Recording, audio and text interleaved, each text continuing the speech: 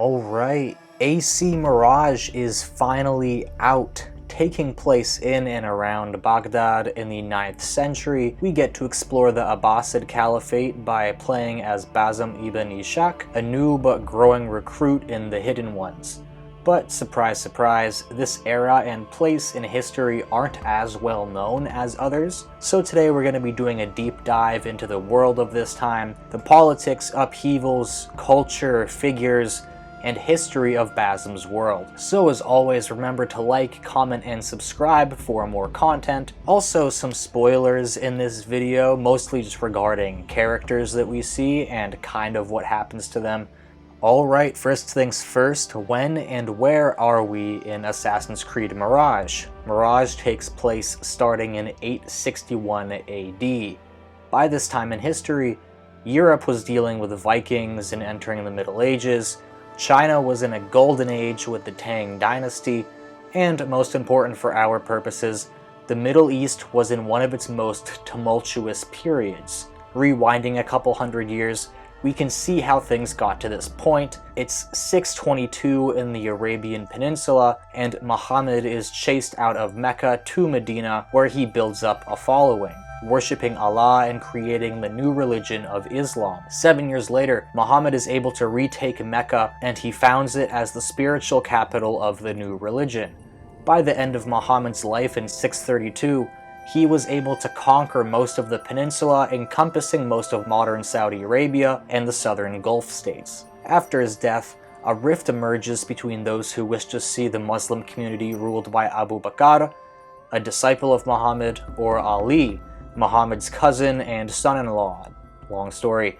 Both men would eventually rule as caliphs, meaning the political religious successor to Muhammad as the head of Islam. The first Rashidun Caliphate, the state under their control, would expand to Libya and Egypt, Persia, Mesopotamia, the Levant, and eastern Anatolia. During this time, however, the followers of Abu Bakr, known as Sunnis, and those of Ali, known as Shias, divided and would fight for power, with Shias being more common in Mesopotamia and Persia, and Sunnis pretty much everywhere else. Eventually, the Sunnis, the larger, more common branch, would consolidate power and bring in the Umayyad Caliphate in 661, at which point succession became hereditary. The Umayyads expanded even further into the Maghreb, much of modern Afghanistan and Pakistan, and even the Iberian Peninsula in Europe. In just 39 years, the Muslims went from controlling one city to the largest empire the world had ever seen to that point. However, the Umayyads grew corrupt and fractious, allowing those who wished to see the descendants of Muhammad in power.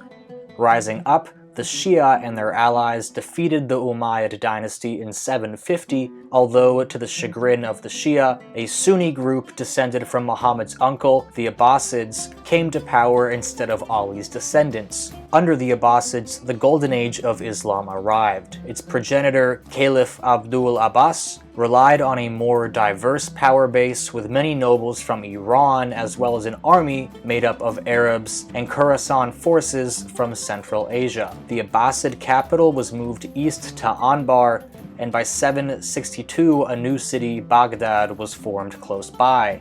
Baghdad was a city like no other and is perhaps singled out by its circular construction. With the caliph's palace in the middle, the round city symbolized the concentric rings of heaven, with lush gardens to emulate Eden and the nickname as the City of Peace, referring to paradise. While its shape was symbolic, its location was as well, not being located far from capitals used by the Babylonians and Seleucids. Eventually, the city had to expand, and at its peak in the late 9th century had over 1 million people living in and around it, likely making it the largest city in the world. The districts we see in-game are relatively accurate to real life, with Kahr being the economic hub, Abbasiya, a cultural center, Harbiya, a slum, and Sharqiya being an administrative and military district. With the help of a robust courier system, as well as the use of camels making logistics significantly easier,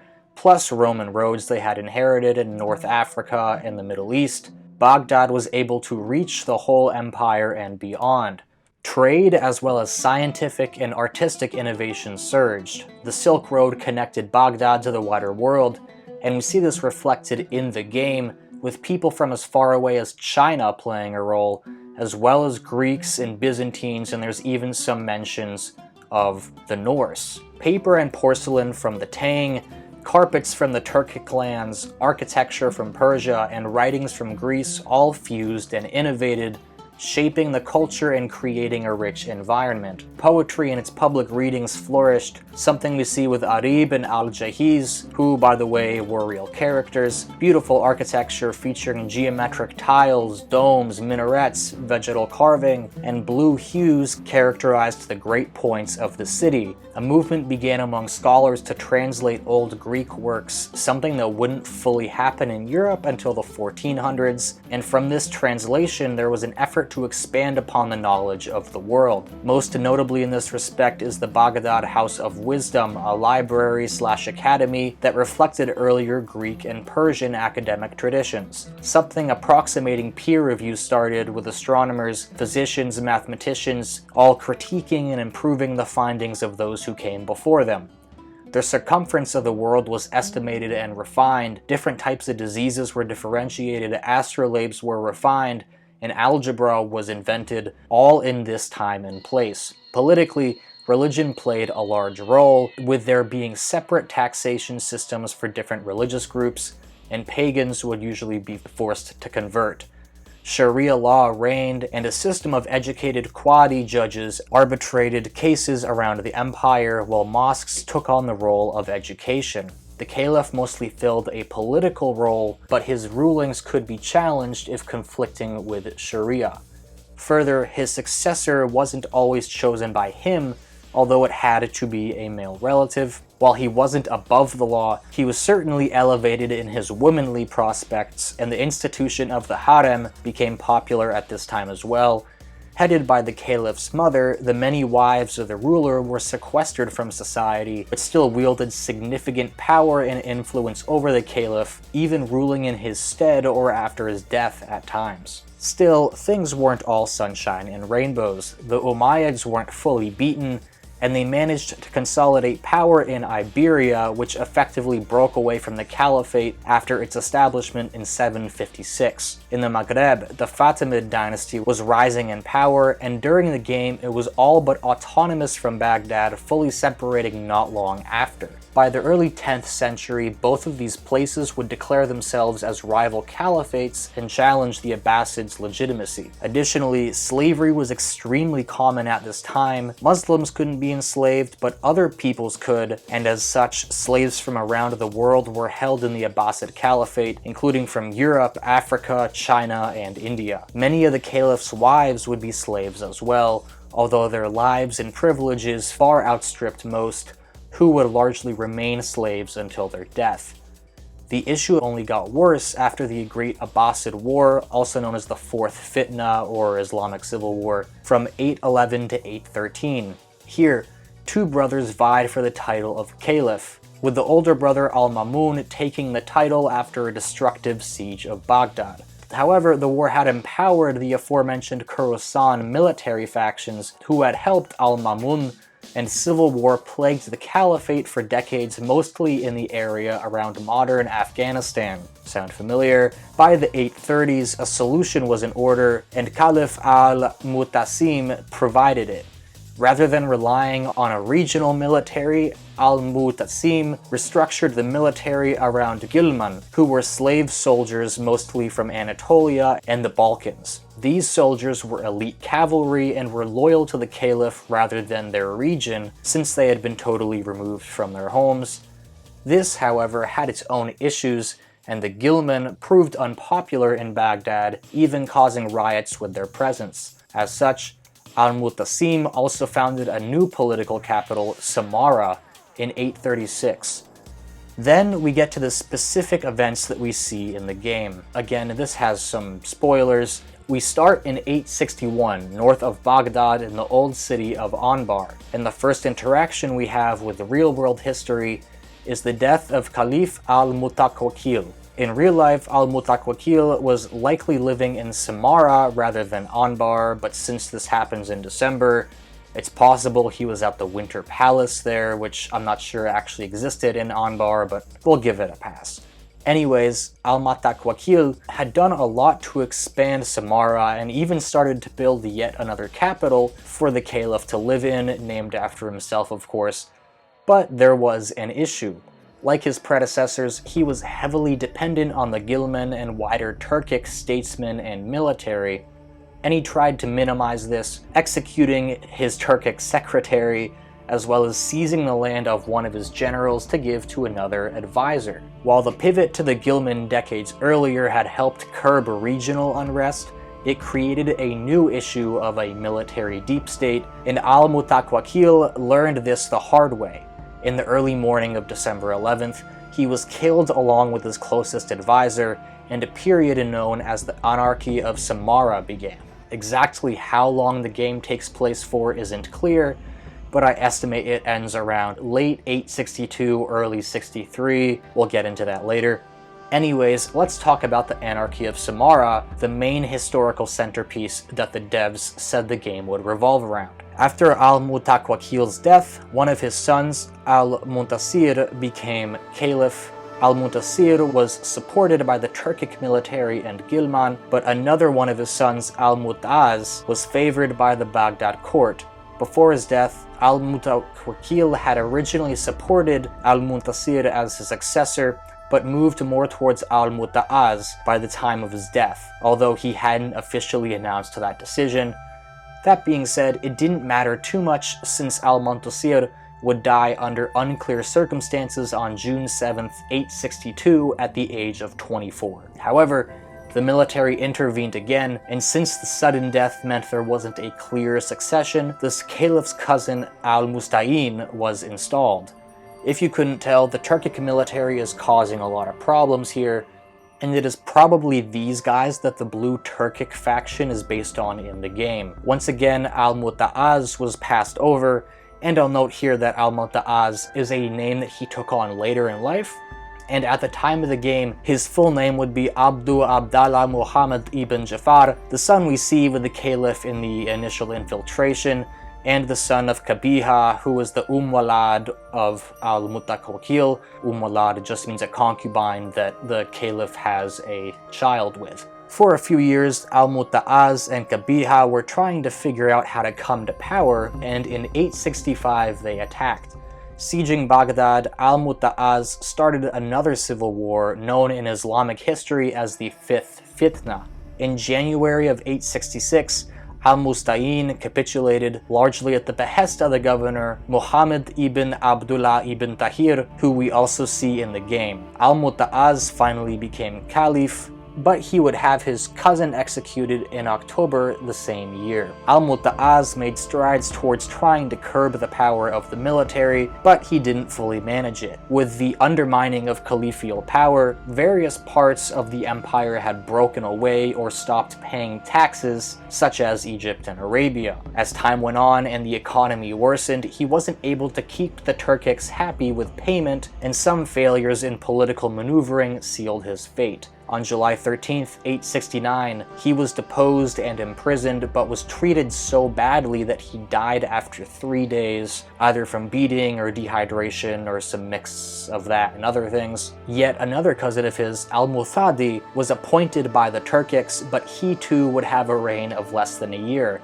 Initially trying to improve his popularity with the people, with in-person oversight of courts, and a more humble lifestyle, al-Muthadi acted too boldly too quickly and executed the brother of a prominent general while he was away campaigning. He returned, and al-Muthadi was killed on June 21st, 870, replaced once again by a Turkic elected caliph, al-Muthamid, another of al-Mutaz's stepbrothers. Al-Muthamid was finally able to stabilize the situation, although it was really his brother al-Muwaffaq doing the work. Together, they re-established control of the fracturing caliphate, defeating rogue generals, provincial leaders, and a slave rebellion. Speaking of slave rebellions, let's talk about its leader, Ali ibn Muhammad. Ali led what is known as the Zanj Rebellion, named for the Zanj West African slaves who mainly took part in it. This revolt was ultimately crushed by al-Mutawakkil in 883, but was a significant blow to the caliphate, which was still reeling from the anarchy. It's likely that when we see Ali in the game, the Zanj Rebellion isn't actually taking place yet, since the dates don't really line up with other stuff going on. But it is known that Ali interacted with slaves in Samarra under al-Muntasin in 861 and 62, and Samarra isn't too far from Baghdad. By the next year, Ali actually raised a rebellion in Bahrain, so while it's not known that he did anything in Baghdad, it is possible given his proximity and intent on rebellion at the time. Ali also says in a letter that the rebellion is dying down, which would fit with the idea of it not being the full Zanj rebellion, although the title Chief of the Zanj he wouldn't get until later. Another ally we come across is the Persian Banu Musa brothers. Al-Hassan gives us our hidden blade, Ahmad helps us in the House of Wisdom arc, and Abu Jafar gives us new gear throughout the game. These were real men, and they were significant for their works in mathematics and mechanics. Along with other scholars, they innovated latitude calculation, pioneered the use of numerical values over ratios and Roman numerals, and published a book of ingenious devices, including a programmable flute and a valve technology that wouldn't be surpassed for almost 1,000 years. We also meet Al-Jahiz and collect lost books for him. Al-Jahiz was a well-renowned fiction writer of the time and is sometimes considered the world's first professional writer. Two other smaller characters we meet in-game seem to be real as well. The first is yet another academic, Hunayan ibn Ishaq. Hunayan is the one that gets kidnapped in the House of Wisdom arc to decipher the Isu book, and this actually makes some sense since he was one of the primary academics of the translation movement and is even mentioned in the database. And of course, he was alive during this time. The other is one of the 5 main order members, Wasif al-Turki. Wasif was a Turkic general during this time, and he's arguably the closest connected to what would be the real-world trouble of the time. Plus, Wasif ends up being killed by a mob of Turkic soldiers in 867 in the real-world history.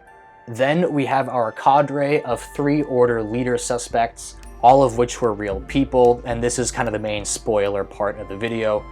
Kabiha, a concubine of al-Mutawakkil and mother of al-Muta'az, is probably the least well documented of these people. She is referenced only in relation to these 2 men, but given the dynamics of the harem at this time, she was a powerful person who played a significant role in the politics of that time. Although, and here's like the main spoiler, we have no idea about a death date for her, and she's, again, not very well recorded in history. Next is Arib al-Mamuniya, who we mentioned earlier. She also isn't that well documented in history, and mostly comes down to us from her surviving poetry, which actually gets used a bit in the game. She was a successful Sharia, or slave poet, who had married twice before the game, including to the Caliph Al-Amin, the caliph before that 4th fitna we talked about earlier. At the time of Mirage, she would be in her late 60s, and is thought to have had a somewhat cynical personality, which is done very well in the game, and she would actually live out into her 90s. The last suspect, which we touched on earlier as well, is Muhammad ibn Abdallah ibn Tahir, who was the governor of Baghdad. Muhammad was in office from 851 and played a significant role in trying to protect the caliphate's stability, a motive that he is shown to have in-game.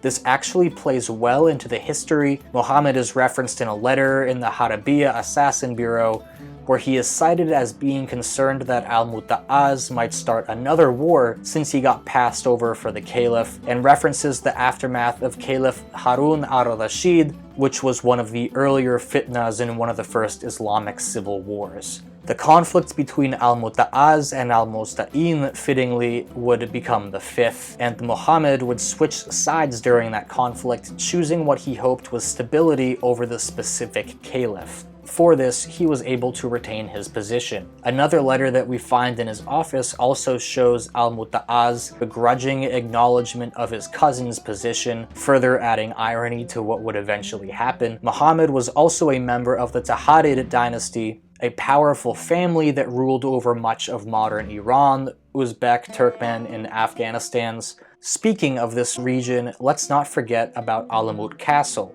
Alamut is a real place in the mountains of northern Persia.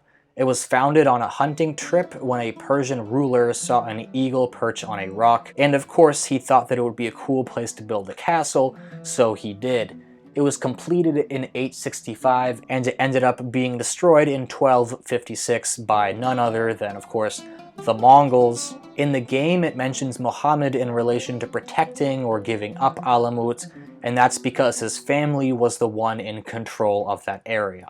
Finally, let's go over the years that AC Mirage probably runs in. We know that it starts on December 10th, 861. Then Basim goes to train for an unknown amount of time, and when he gets back, we know that al-Mutawakkil is not yet in power, since we see the letter of him complaining. Since there isn't a mention in-game about a caliph dying, it also probably means that Basim returns sometime after al-Muntasir's death on June 7th, 862. But by the end of the Baghdad portion of the game, al-Mutawakkil still isn't in power, and there's no mention of the civil war, so it must be before 865. Plus, we hear Arib say that she has survived 6 caliphs. She had been alive for more than 6, but she married Al-Amin, and depending on how you interpret her counting of 6, she is saying that the current caliph is al-Musta'in, so in between 862 and 66. Further, in Muhammad's office, we see al-Mutawakkil's letter dated on the 11th of Shawwal, which is the 10th month in the Islamic calendar.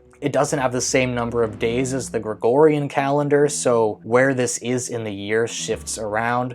But since this is al-Mutawakkil swearing loyalty to the caliph, it probably happens soon after al-Musta'in's ascension, so probably in the same year. This letter is probably from 862 as a result, and in 862 Shawwal 11th actually fell on December 11th. And while we're guessing here, Muhammad probably wouldn't keep the letter in his office for a super long time after it was relevant, so it's likely that by the time we reach the Round City, it is anywhere between mid-December 862 or the first couple months of 863. We don't know exactly how much time passes between this and the end of the game, but since we see there's snow in the mountains, we can guess that the time of year is roughly winter. After doing some quick research, there is only snow in that area from the late fall to early spring, and since there isn't that much snow on the ground, I would imagine it was around February or March of 863 or so, unless there's just a big gap in between the final assassination and the return to Alamut, in which case it may be the fall of 864.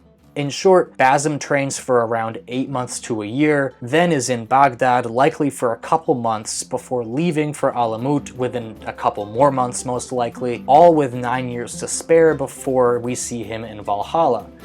The only inconsistency in this timeline is that Wasif al-Turki dies later in history in 867, but the game does have a habit of playing with historical dates, even in the very first game. So that's about all the context we need for Assassin's Creed Mirage. There are some inaccuracies, mostly with more action happening around Samarra than in Baghdad during this period, although the Caliph being in Samarra may explain why we don't really see him after that first sequence in the game, so maybe this is accurate after all. The only big discrepancy I found, again besides the al-Turki assassination, is that the Dome of the Ass monument was built 30 years too late, but we're not going to go too deep into that, and I'm sure there's other structures that are at various levels of development or not there in the 860s. Anyways, thank you all for watching. Remember to like, comment, subscribe, and hit the notification bell for more content,